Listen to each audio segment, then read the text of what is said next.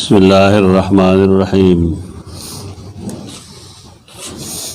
باب تحريم قتل الكافر بعد أن قال لا إله إلا الله. تیر باب کې دا ویلو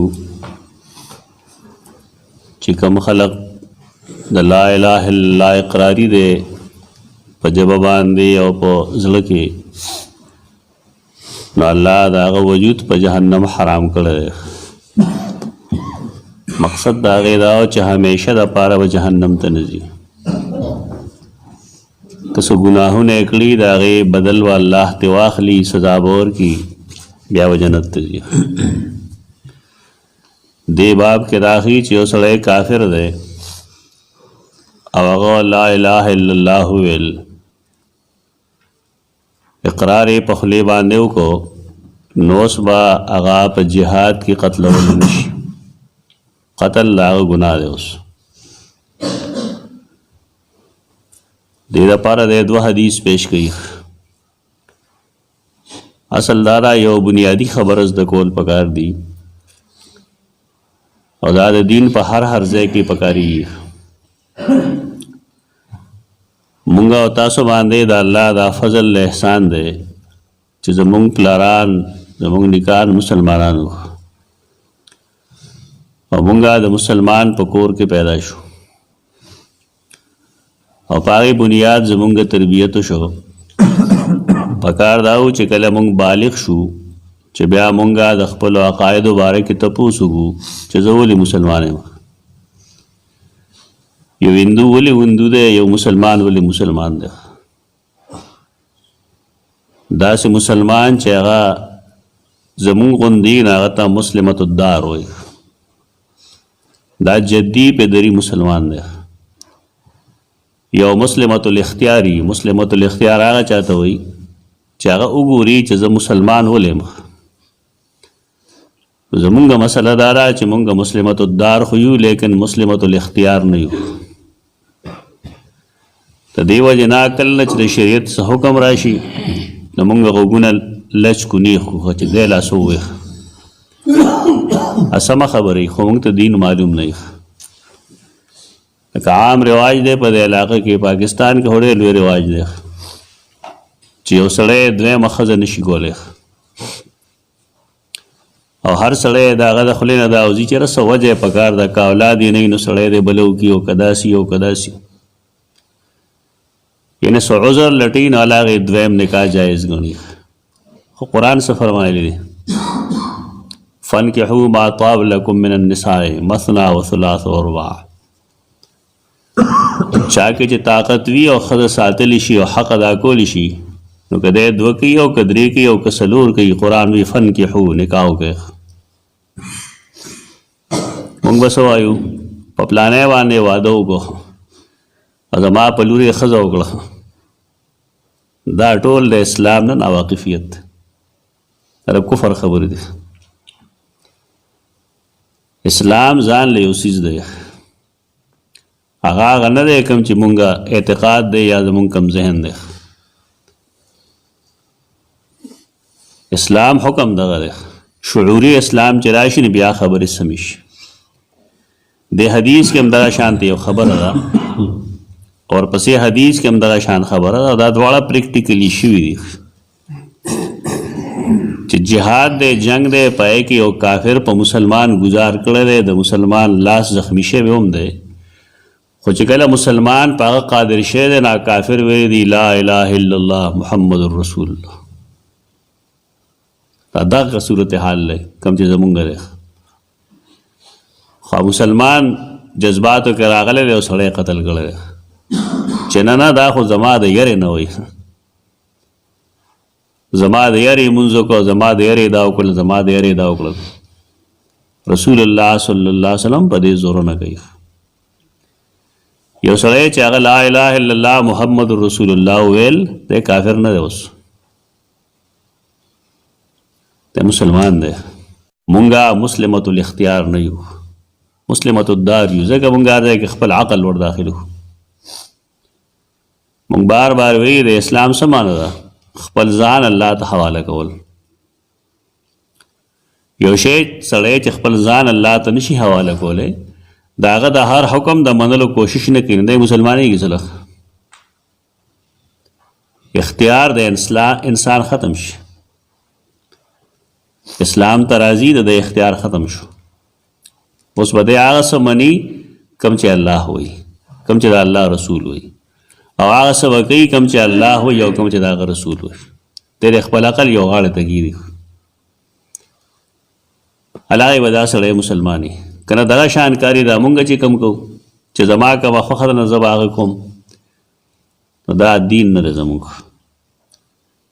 نو دې حدیث کې دغه شان خبره ده چې یو جذباتي خبره ده د صحابه کرام هغې نه اخطا کېږي، خطا دې کېږي، بیا توبه وباسي. صحابه کرام معصوم نه وي، لیکن د دې مطلب دا نه دی چې سړی دا ګناهګار وګڼي. نه کوم چې قرآن او حدیث کې د هغې خطاګانې لیکلي دي صحیح لیکلي، هغې نه هغې رجوع کړې ده، بیا توبه یې ایستلې ده. لومړنی حدیث د سیدنا مقداد بن اسود دی. سیدنا مقداد بن اسود رضی اللہ تعالی عنہ دا قدیم الاسلام دی، شپږم نمبر کې د اسلام قبول کړی دی، سابقون اولون کې دی. د ده نسبت اسود ته کېږي، اسود د ده پلار نه دی. اسود یو بل سړی دی، د ده پلار د هغه حلیف و، دوست و. د اسود بچی نه و، نو دی ځان لا بطور متبنا کړو. په دې وجه د حدیث کتابونو کې د پسې د پلار نوم لیکلي چې هو المقداد بن عمرو الکندي. دا مقداد بن عمرو دی. مقداد بن اسود ورته صرف په دې وایي چې هغه متبني د ده چې کوم و، د چا چې دی متبنا و، نو د هغه نوم مسعود و. دا خو د مکې مکرمې د ابتدایي دور خبره ده. دا نوم دومره زیات مشهور شو چې د خلکو نه د پلار نوم هېر شو. نوې خلکو ته څه پته وي، نوې نسل چې پیدا کېږي هغې ته پته نه وي چې دا څوک دی، د پلار نوم یې څه دی. نو دې وجې نه دا اعتراض دی نه کوي څوک چې قرآن مجید خو فرمایلی دی چې ادعوهم لآبائهم، متبنا د هغې نسبت د هغې پلار ته کوئ. چا په زویوالي نیولي نه هغه پلار نه دی بلکې بل یې پلار دی، ټیک ده، لیکن دا له هغې چې انسان ته معلومات وي. په دې وجه د حدیث په کتابونو کې د نوم مقداد بن اسود پسې متصل مقداد بن عمرو الکندي لیکي. دی وجه دغه ده انه قال لرسول الله صلی الله علیه وسلم، دو ویل رسول الله صلی الله علیه وسلم ته، ارأیت ان لقیت رجلا من الکفار، ستاسو څه رایه ده چې که زه مې لوشم یو سړي سره د کافرانو نه جنګ کې ما سره یو کافر مخامخ شو، فقتتلنا، نو مونږ آپس کې ښه جنګ وکړو، ما د هغه د وجلو کوشش کو، هغه زما د وجلو کوشش کو، او په دې موډ بیل کې په دې جګړه کې فضرب احدى يدي بالسيف فقطعها، زما یو لاس یې په توره باندې وو نه یې پرېږدو، یعنې ما باندې ګزار وکړو، زما لاس یې کټ کړو. ثم لاذ مني بشجره، بیا پټ شه زمانه، پناه یې واغسته زمانه یو ونې سره، د ونې نه خواشه دې لپاره چې زما تورې د ګزار نه بچ شي.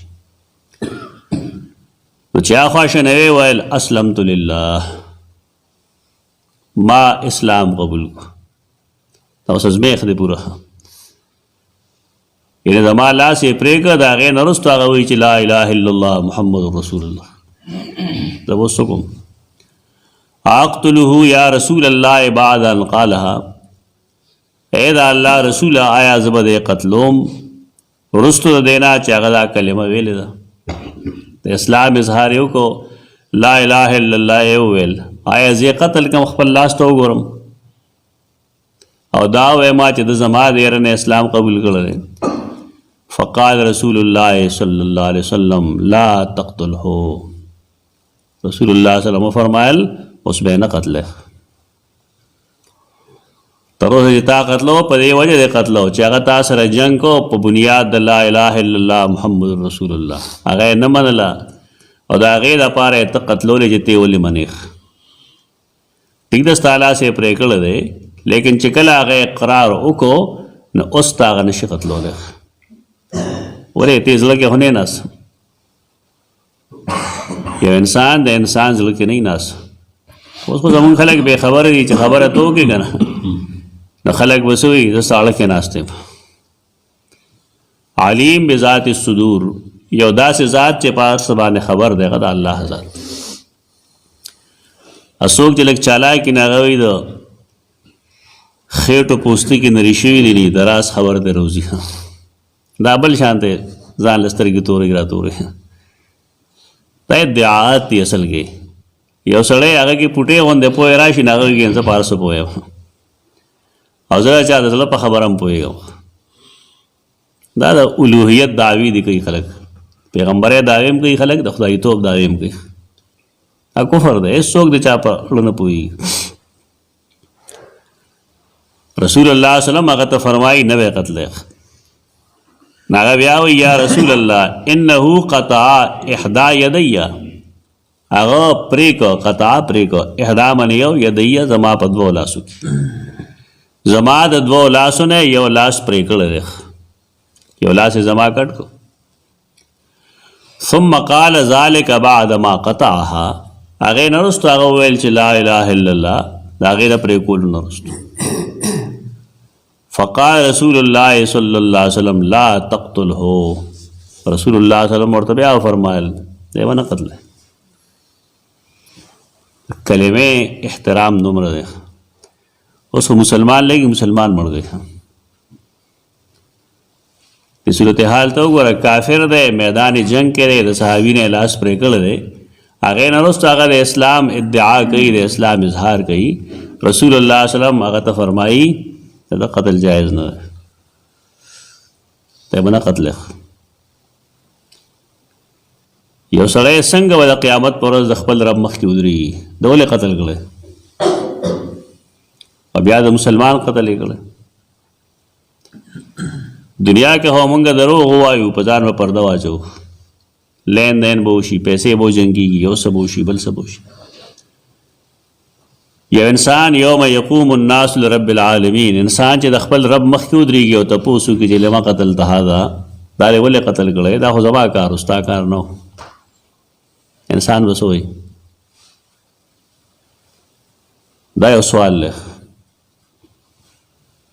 دې سوال باندې خلق نه پوهېږي، سترګې تورې ځان له چې رګنې ما خلق دوکه کو. خلق به دوکه شي بېشک، لیکن رب کائنات له به څوک دوکه ورکوي، الله له به څوک دوکه ورکوي. جواب به څه کوي سړی؟ او بیا یې زورنه وکړه فإن قتلته فإنه بمنزلتك قبل أن تقتله. کتا دې قتل کو یعنی لا اله الا الله بیا دې هم قتل کو نو یقینا هغه ستا په ځای دی، مخکې ستا د قتلولو نه هغه یعنی چې تا دې نه و قتل کړی، ته سوچه مسلمان وې که نو که دی تا قتل کو نو دی ستا په هغه ځای باندې دی، په مسلمانۍ کې دی او ته کوم ځای وانک بمنزلته قبل ان یقول کلمته التي قال، او ته به د ده په هغه ځای باندې کوم ځای چې دی مخکې و د هغې کلمې نه کومه چې دی ویلې ده. څه مطلب دی؟ مطلب دا چې که تا دی قتل کو نو ته کفر ته لړې، هغه اسلام ته راغی. قتال د مسلمان کفر دی. تا سره احترام د کلمې طیبې نشته دی. کلمه طیبه دا هغه کلمه ده چې دا انسان د جهنم نه بچ کوي، او کلمه طیبه کلمه ده چې دا انسان په دنیا کې د ګزار نه بچ کوي. مسلمان محترم دی، د قتل جایز نه دی. قتل د ده په هغه صورت کې کوي چې د قتل کړی چلته کې ته قصاص وایي، هغه د حکومت کار دی، هغه به سزا ورکوي. یا بالفرض محسن دی، یعنی شادی شده سړی دی، شادی شده ښځه ده بدکاري کړې ده، دا به رجم کولی شي، حکومت به رجم کوي تر دې چې مړه شي. یا اسلام یې پرېښود مرتد شو نو دی واجب القتل دی، خدا د حکومت کار دی، عوامو کار نه دی، د علماو کار هم نه دی چې پلانکی مرتد دی وجنې. قتل و قتال دا د حکومت کار دی.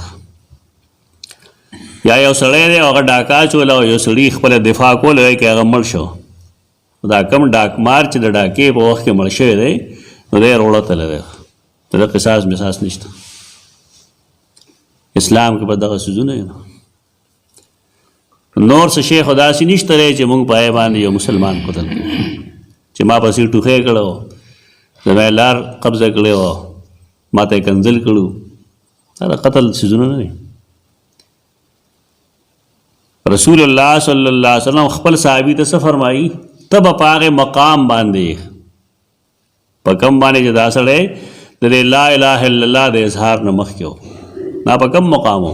په کافر و. دا تا د کفر ارتکاب کړی، دا به کفر وي. او هغه په کم مقامي؟ په هغې مقام کله چې تا دی نو قتل کړی ته مسلمان وې، الله فرمان بردار وې، نو هغه ستا ځای ته راغی او ته د هغه ځای ته لاړې، خو ستا خوښه ده چې ته د هغه ځای ته تلل غواړې او که نه په خپل ځای باندې پاتې کېدل غواړې. حدیث کې راځي سباب المسلم فسوق وقتاله کفر، یې مطلب دغه دی. مخکې ویلي تاسو مسلمان ته بدر دی ویل دا ګناهونه دي او دا قتلول کفر دی. څنګه کفر دی؟ دی د الله نه منکر نه دی، دی د الله د حکم نه منکر شوی. الله مسلمان قابل احترام جوړ کړی دی. په دې وجه دا بانې بنه کو چې زما د یارې جي مونځ شروع کو یا زما د یارې کلمت وی وویله ته د هغه کې ناست یې. ورپسې حدیث کې نور تفصیل راځي به انشاءالله ووایي چې سیدنا اسامه سره څه شوي وو او بیا نبی کریم صلی الله علیه وسلم هغه ته څه ویلو، هغه هو به هو د کشان خبره ده. اقول قولي هذا استغفر الله.